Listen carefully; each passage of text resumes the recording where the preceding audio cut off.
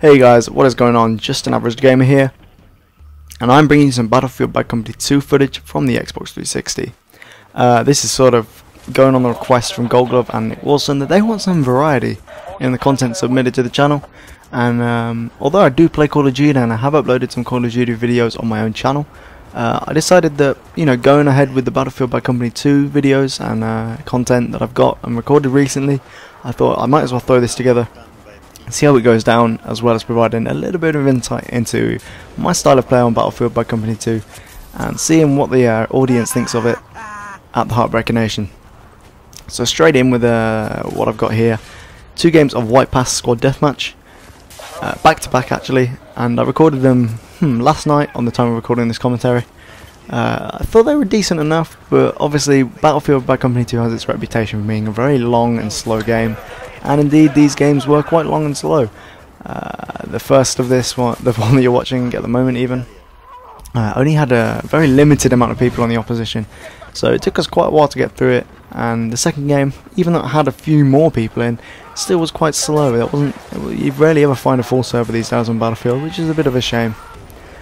So I've put them both together into one, cut them down, cutting out the bits where I'm running around the map like a headless chicken, or not getting kills, or I'm dead and trying to respawn. It takes about 10 seconds to respawn because there's a massive kill cam. You sort of look at your killer. That's the kill cam. I'm trying to think what the games have that feature. Can't think of any off the top of my head, unfortunately. And then you actually spawn on your squad mates if any are alive, or a random spawn point in Squad Deathmatch. That's what happens. So yeah, Squad Deathmatch as a game type, you play 16 players on a server, and it's up to 4 squads of 4. You put into Alpha, Bravo, C and D. I don't actually know the other squads, but we're going to hope that I've got that right. And yeah, you basically then play head to head between the squads for 50 kills, which is quite apparent by the little number thing on the top of the middle left scoreboard bit.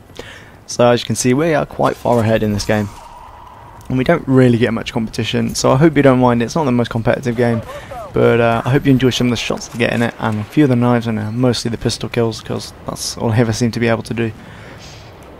Battlefield Bad Company 2, of course, is the sequel to its first Battlefield Bad Company 1, funnily enough. A game which wasn't released on the PC, as far as I know. So I'm playing Battlefield Bad Company 2 in the run-up to Battlefield 3, which, kind of doesn't make sense. Really, I should be playing Battlefield 2, but I don't have that game. I didn't play it. This is the first in the Battlefield series altogether, although it is a spin-off. But I have thoroughly enjoyed my time on this game, and I'm still not that notorious rank 50 with the magic powers and everything, but I'm getting there slowly. I think I'm 39, pushing on 40 at the moment, still to get my first platinum, unfortunately, maybe embarrassingly. But I do enough work with the kits I've got, and I guess if I combined all the kills I got in one kit, then I would have a platinum, a few at least.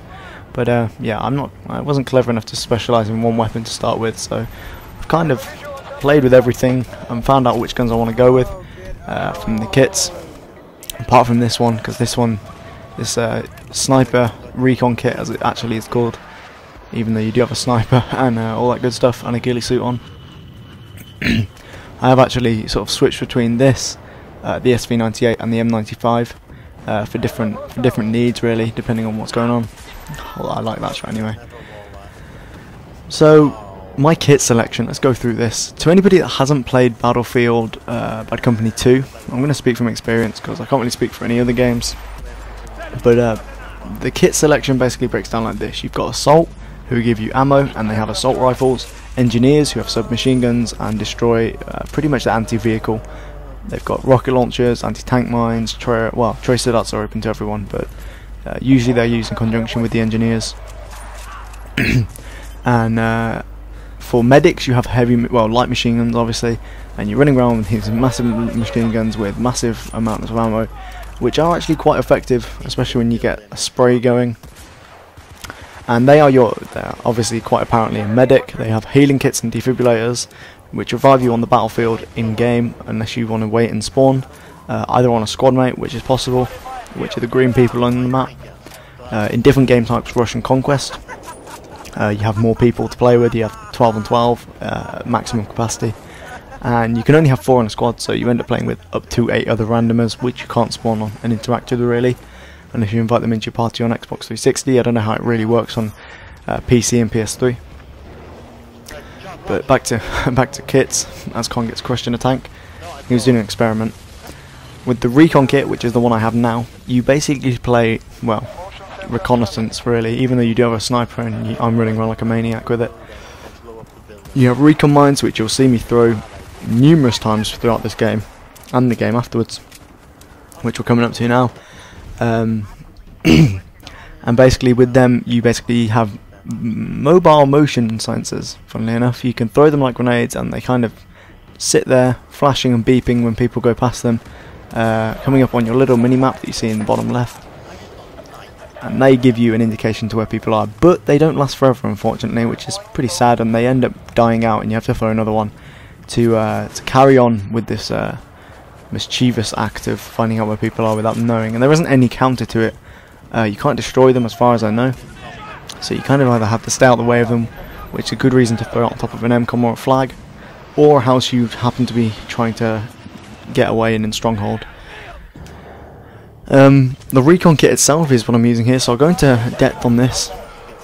Obviously you have a sniper rifle, everybody has a pistol in the game, unless you want to pick a tracer dart as your secondary weapon, which is a a device used to lock onto helicopters or tanks or any other vehicles actually, for raw RPGs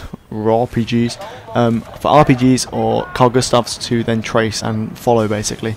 The counter to the tracers, of course, in vehicles is vehicle smoke, funnily enough, which just blows away the tracer and eradicates its danger. But they are quite useful tools from time to time. But more useful, especially in this game, are the pistols.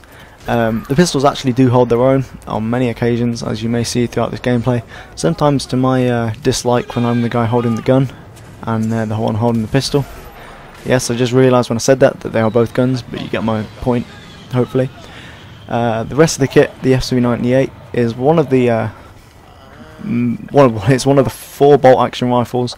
If you disinclude the variation of the M95 with the Spec Act, they're pretty much exactly the same. They are, apart from a different colour.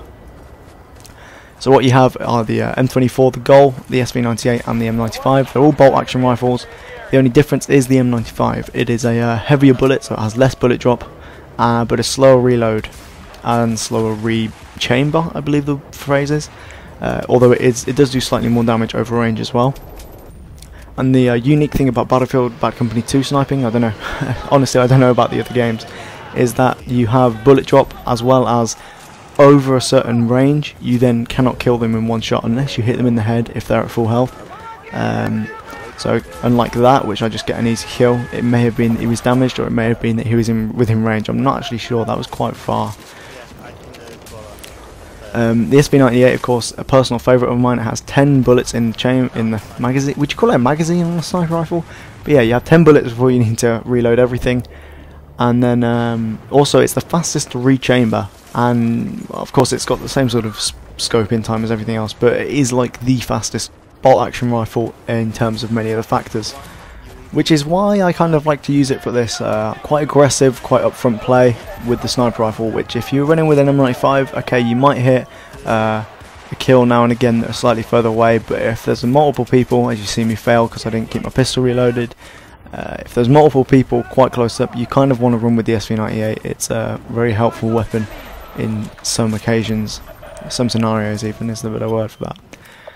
The MP433 GRAC, I believe it's called, is my pistol of choice. 17 rounds, fastest fire rate, and although it hasn't got the most damage like the Rex or something, it makes up for that in the fact that the output on the trigger spamming that I can happen to do makes up for it more than enough, and I tend to favour it, especially to spray from the hip, as you may see numerous times throughout the 2 gameplays that I've thrown together. I just find it's just a personal favourite really. I know some people favour the M9, some people favour the M1911, I believe it's called, the World War II pistol that you've seen in multiple Call of Duty games. And then the rest of the kit, I guess, Recon mines, the one that you just see me now throw. As I mentioned earlier, they are like the mobile motion mines, and then the C4 or the mortar strike. You can have one or the other, and sorry, The mortar strike, they're not that effective in my personal experience. I used them a lot when I was a bush rookie, which is sort of a bad player with a Recon kit. But I don't use them anymore. They just don't suit my playstyle, which is quite upfront and aggressive. And if I run into a tank, I want to be able to kill it pretty much straight away with the C4, which takes 2 sticks on a non-armoured tank, as far as I know. But they're also quite useful to throw as a trap for infantry. And you can actually get them on all kit weapons as well, which are like the G3, the M14, the shotguns, which apply to every kit, and you can run C4 with it, if that's what you kind of want to do, or if that suits a specific situation. But I have wrapped up on the kit selection there, as my second game is wrapped up. I hope you guys have enjoyed Battlefield Bad Company 2 content. Head over to my channel if you want any more, but otherwise just demand me back and I'll try and get some more back on the HeartBreaker Nation. Thoroughly enjoyed it. If you guys want to give this a rating and help out the channel, of course, thank you very much for having me, guys, and this has been JustAnAverageGamer signing off.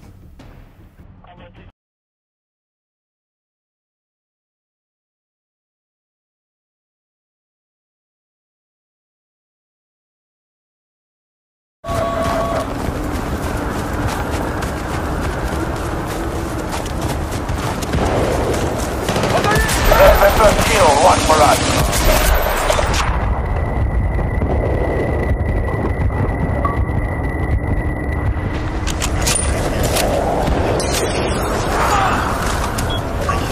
Motion sensor transfer.